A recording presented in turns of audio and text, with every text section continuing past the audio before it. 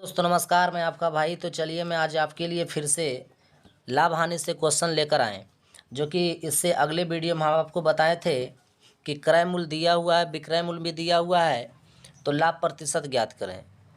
और आज हम आपको बताएंगे हानि प्रतिशत, जो कि क्वेश्चन में देखिए यहाँ दिया हुआ है। ध्यान से आप देखिए कि क्रय मूल्य 600, विक्रय मूल्य 450, यानी ज़्यादा में खरीदा और देखिए यहाँ कम में बेच रहा, यानी 600 में खरीदा 450 में बेच रहा, तो हानि हो रहा।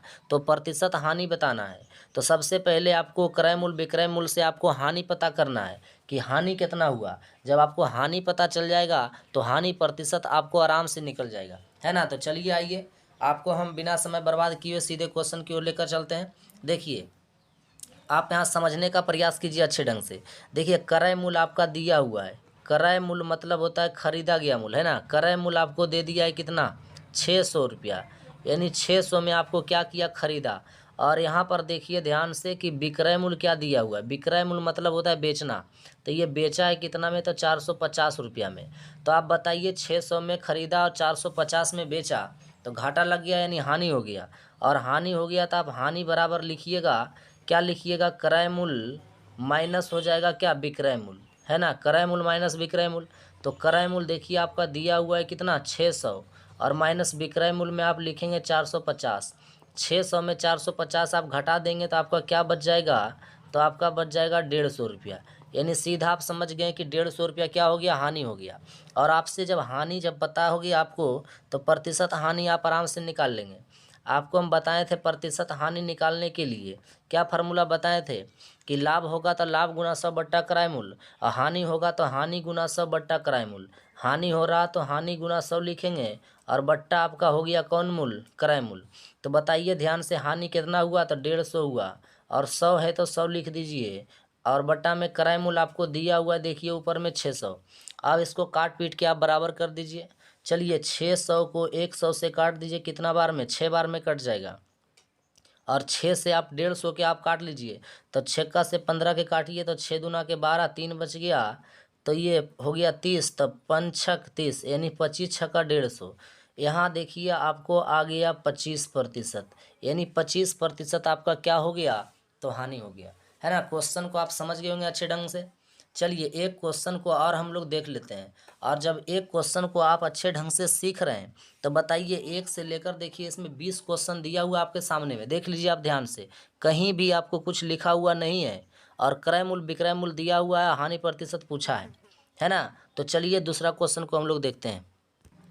चलिए देखिए क्वेश्चन नंबर दूसरा, क्रय मूल्य 325 रुपया, यानी क्रय मूल्य आपका दिया हुआ है, क्रय मूल्य आपका दिया हुआ है कितना, 325 रुपया, है ना। मतलब 325 में खरीदा, और विक्रय मूल्य देखिए आपका दिया हुआ है कितना, तो 260, यानी विक्रय मूल्य यानी आपका 260 रुपया है। यानी आप सीधा समझिए, क्रय मूल्य मतलब खरीदा 325 में खरीदा, और विक्रय मूल्य मैंने बेचा 260 में बेचा। तो आपको यहाँ कम में बेच रहा, तो क्या हो रहा, घाटा, यानी हानि। तो हानि निकालने के लिए आपको फार्मूला लगाना होगा, क्रय मूल्य माइनस विक्रय मूल्य, है ना। तो क्रय मूल्य आपका दिया हुआ है 300 कितना 25, और विक्रय मूल्य आपका दिया हुआ है 260। 325 में से 260 को आप घटा लीजिए, 5 में से 0 जाएगा, 5 बचेगा, और 2 में से 6 नहीं जाएगा, पैसा लेगा, 12 में से 6 गया 6 बचा, 2 में से 2 गया, ख़त्म, यानी 0। 65 रुपया आपको हानि लग गया, है ना। तो 65 रुपया हानि जब हो गया, तो अब आप हानि प्रतिशत निकालिए। और आपको हम बताए थे फार्मूला, इससे पहले वाले क्वेश्चन में भी सीखें कि प्रतिशत हानि बराबर क्या होता है ना। हानि गुना 100, और बट्टा में आपका हो जाएगा क्रय मूल्य। बताइए आप ध्यान से, हानि कितना हुआ, तो 65, गुना में 100 है, क्रय मूल्य आपका दिया हुआ है कितना, 325। अब आप इसको काट के बराबर कर दीजिए। देखिए आप 5 से ये कट रहा, 13 पचे 65, 5 बार में कटा 13 से, तो ये भी कट जाएगा 5 बार में, 6 पचे 30, 5 पचे का 25, है ना, 65 पचे 325, और 13 से 65 कट रहा, देखिए 5 बार में, 13 पचे 65, और 5 से देखिए 100 कट जाएगा 20 बार में, 20 पचे 100, तो आपका आ गया कितना प्रतिशत, तो 20%। 20% ये आपका क्या लग गया, हानि, है ना। तो इस क्वेश्चन को आप अच्छे ढंग से समझ गए होंगे। तो लग रहा है ऐसा कि इसमें एक भी क्वेश्चन आपको नहीं छूटेगा, है ना। आपसे सभी क्वेश्चन बन जाएगा।